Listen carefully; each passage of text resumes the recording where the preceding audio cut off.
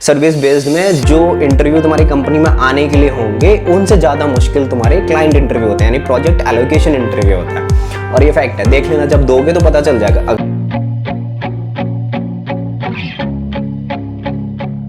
Hi, this is Ashwini and welcome back to the new video. इस video में हम discuss करने वाले हैं बहुत ही एक इम्पॉर्टेंट टॉपिक। अगर किसी सर्विस बेस्ड कंपनी में प्लेस्ड हो चुके हो या फिर ज्वाइनिंग का वेट करोगे, लाइक जैसे प्लेसमेंट सेशन अभी आने वाले हैं, तो अगर प्लेसमेंट होंगे तुम्हारे तो ये वीडियो तुम्हारे लिए बहुत इंपॉर्टेंट है। ऑब्वियसली होंगे ही, तभी तुम्हारे लिए ये वीडियो बहुत इंपॉर्टेंट है। एक टाइम पे मेरे लिए भी ये बहुत इंपॉर्टेंट थी, लेकिन उस टाइम पे ऐसा कुछ नहीं था जो बता सके प्रॉपरली कि क्या होगा अगर मैं कंपनी ज्वाइन करूँगा, मुझे कितने दिन बाद ये सारा प्रोजेक्ट मिलेगा। तो आज जो टॉपिक हम जिसके ऊपर बात करने वाले हैं वो टॉपिक है कि रिजेक्शन और प्रोजेक्ट एलोकेशन।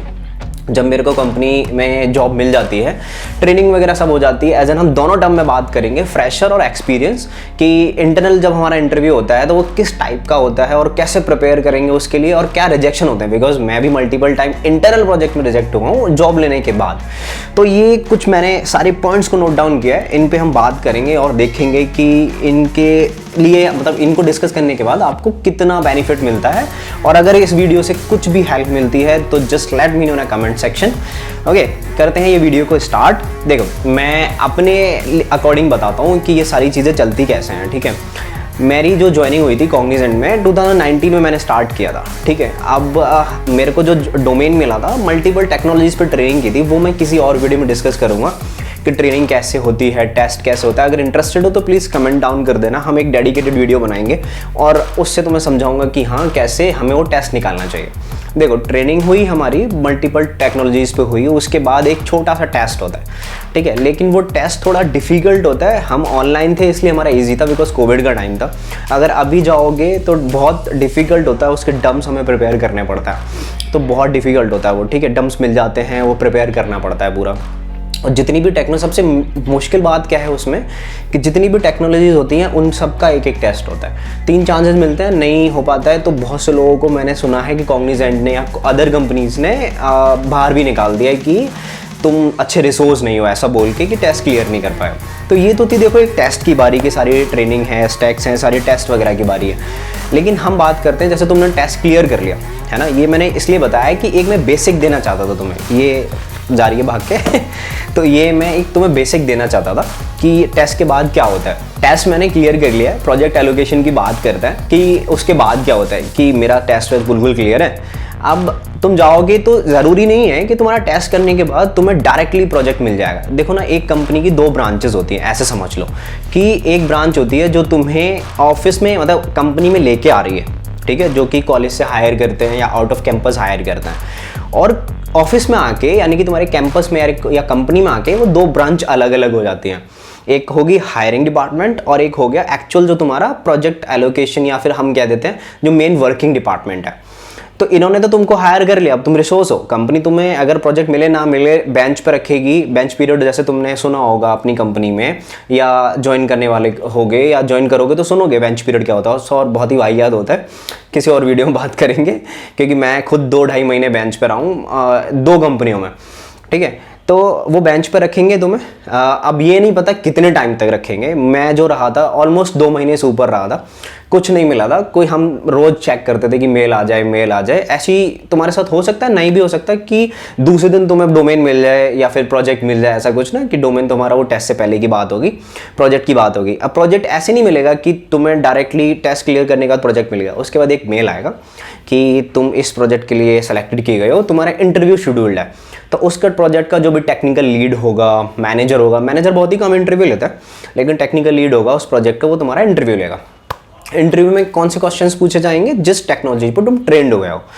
अब ये जो प्रोसेस मैंने बताया कि टेस्ट होगा, ज्वाइनिंग होगी, ये सारी ऑनबोर्डिंग होगी, ये सिर्फ एक फ्रेशर के लिए है कि टेस्ट होगा तुम्हारा, क्योंकि तुम एक फ्रेशर की तरह कंपनी में आए हो, तो वो टेक्नोलॉजी पहले तुम्हें क्लियर करनी पड़ेगी, फिर तुम्हारा ये प्रोजेक्ट का टेस्ट होगा। अब प्रोजेक्ट के लिए इसलिए टेस्ट होगा क्योंकि वो देखना चाहते हैं कि तुमने जो टेक्नोलॉजी पर काम किया वो तुमको आती है या नहीं आती है। उन्हें मतलब नहीं है तुम टेस्ट क्लियर करके आए हो या कुछ भी क्लियर करके आए हो। ठीक है, तो यहां से अगर तुमने क्लियर कर दिया, जो कि कंपनी का इंटरनल इंटरव्यू होता है, और most of the time 90% cases में क्या होता है कि हम पहली बार में रिजेक्ट होता है।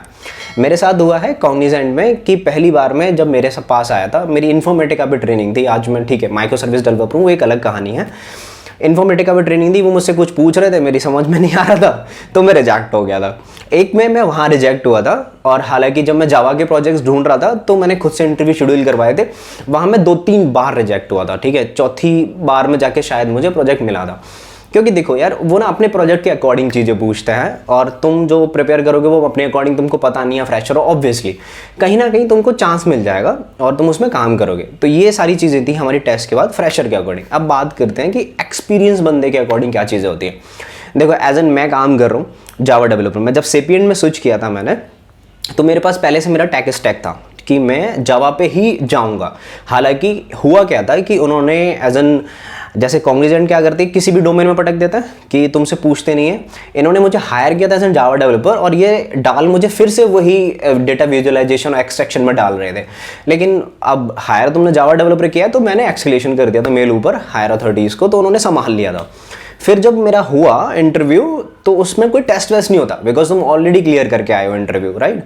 हाँ, हालांकि फ्रेशर भी इंटरव्यू क्लियर करके आते हैं, लेकिन उसमें थोड़ा सा अलग होता है ना। अब ये एक्सपीरियंस वाले में कि हम इंटरव्यू क्लियर करके आए हैं, उसके बाद ये सर्विस बेस्ड में है, ठीक है। प्रोडक्ट बेस्ड में तुमको एक प्रोडक्ट के लिए ही हायर करते हैं, उसके बाद तुम्हें कोई इंटरव्यू नहीं देना पड़ता, क्योंकि उनकी स्पेसिफिक पोजीशन के लिए तुमको हायर करते हैं कि इस पोजीशन, इस टीम में ये जगह है, उसके लिए तुमको हायर किया जा रहा है ना। अब सर्विस बेस्ड में क्या होता है कि बहुत सारे प्रोजेक्ट पे वो कंपनी काम कर रही होती है, रिसोर्स की ज़रूरत होती है, किसी ना किसी में तो डाल ही देंगे, और जिस टीम में जगह होती है वो इंटरव्यू लेते हैं। यही है, सेम मेरे साथ हुआ। गया मैं 2 महीने, फिर से बेंच पर रखा गया। अब मैं रोज अपने पॉइंट ऑफ कांटेक्ट जो थी उनसे पूछ रहा हूँ कि यार क्या अपडेट है, यार क्या अपडेट है। अब वो रोज मुझसे कि अश्विनी करवाती हूँ शेड्यूल, ये तुमको सुनने के लिए मिलेगा, तुम परेशान हो जाओगे। 2-2.5 महीने में मैं भी हो गया था। फिर मेरा एक जो इंटरव्यू हुआ वो जैसे हर कंपनी के पास, इनके पास जैसे हेल्थ डिपार्टमेंट या बैंकिंग से ज़्यादा प्रोजेक्ट्स होते हैं। अब रिक्वायरमेंट थी 4 से 5 साल एक्सपीरियंस बंदे की, और वो मेरे को वहाँ पे उन्होंने इंटरव्यू शेड्यूल करवा दिया। जो उन्होंने पूछा मेरे पे नहीं आया, तो मैं रिजेक्ट, ठीक है, कोई दिक्कत नहीं। अब एक दूसरा फिर मेरे पास अपॉर्चुनिटी आई, फिर उन्होंने पूछना स्टार्ट किया, तो फिर से वही कि उन्होंने मुझसे पूछा, नहीं आया भाई, नहीं है इतनी इन्फॉर्मेशन हमको, नहीं है नॉलेज दोस्त, राइट। अब तीसरी बार में एक आया फिर से यूएस बैंक का। अब उन्होंने पूछा किस किस टेक्नोलॉजी पे काम किया है, क्या है, तुमको ये आता है, तुमको वो आता है। थोड़ा 1-1.5 घंटे डिस्कशन चला। मतलब मैं ये कहूँगा कि जो इंटरव्यू मेरा कंपनी में आने के लिए लिया था, उससे डिफिकल्ट मेरे क्लाइंट इंटरव्यू थे। और नोटेड, ये इंपॉर्टेंट बात है, सर्विस बेस्ड में जो इंटरव्यू तुम्हारी कंपनी में आने के लिए होंगे, उनसे ज़्यादा मुश्किल तुम्हारे क्लाइंट इंटरव्यू होते हैं, यानी प्रोजेक्ट एलोकेशन इंटरव्यू होता है। और ये फैक्ट है, देख लेना, जब दोगे तो पता चल जाएगा। अगर किस्मत अच्छी होगी तो थोड़ा बहुत डिस्कशन करके तुमको ले लेंगे, नहीं तो बहुत खतरनाक पूछते हैं। मेरे एक्सपीरियंस से तो भाई बहुत खतरनाक पूछता है। इसके बाद जब हो जाता है, फिर तुम्हें कुछ करने की ज़रूरत नहीं, अपना अच्छे से काम करो। और सर्विस बेस में तो यही होता है कि हाँ तुमको देना पड़ेगा, लेकिन प्रोजेक्ट, जैसे अभी मैं एयरटेल में हूँ, तो प्रोडक्ट बेस का क्या है, इन्होंने मुझे सिर्फ एक प्रोडक्ट के लिए हायर किया कि मैं एज एन, एक प्रोडक्ट है जो कि आइसलैंड का है, उसके लिए काम करता हूँ, ठीक है। अब इसमें वो जगह खाली थी, मैं उनके लिए काम करता हूँ, मुझे कोई इंटरव्यू देने की ज़रूरत नहीं है। तो पूरी वीडियो से हमने, मतलब कंक्लूजन इसका मैं निकालूँ तो क्या होगा कि अगर रिजेक्शन मुझे हो रहा है तो क्या करना चाहिए उस केस में। तुम कुछ नहीं कर सकते हो, सिर्फ बैठ के अपनी स्किल्स पे ब्रशअप करो कि तुमने अभी तक क्या पढ़ा है, वो दोबारा से फेरो। अगर अच्छी रिक्वायरमेंट होगी, तुम्हारी किस्मत और अच्छी स्किल्स एक जगह मिलेंगी ना, उसको हम अपॉर्चुनिटी बोलते हैं, राइट। कि दोनों चीज़ें मिलनी चाहिए, तुम्हारी किस्मत और स्किल्स। ऐसा नहीं है कि कहीं भी कुछ भी ऑटोमेटिकली हो जाता है। तो 1-2 बार रिजेक्शन हो जाए, उसके लिए कुछ ज़्यादा सोचना नहीं है, ठीक है। वो तुम्हें एक ऐसा टाइम आएगा कि तुम्हारे लिए कहीं ना कहीं जगह आ जाएगी।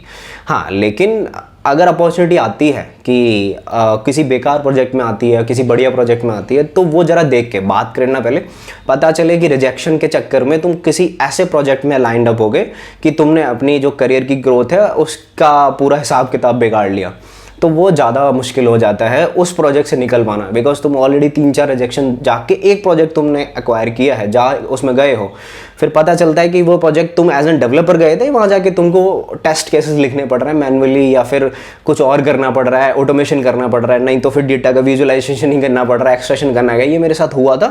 वो तो अच्छा था कि दूसरे दिन ही पता चल गया था, क्योंकि मैंने उनकी मीटिंग ज्वाइन कर ली थी, ठीक है। तो ये चीज़ें सारी दिमाग में रखना, बाकी इतना कुछ डरने वाली बात नहीं है। अगर कोई भी दिमाग में क्वेश्चन होगा, comment it down, I am happy to answer your all questions.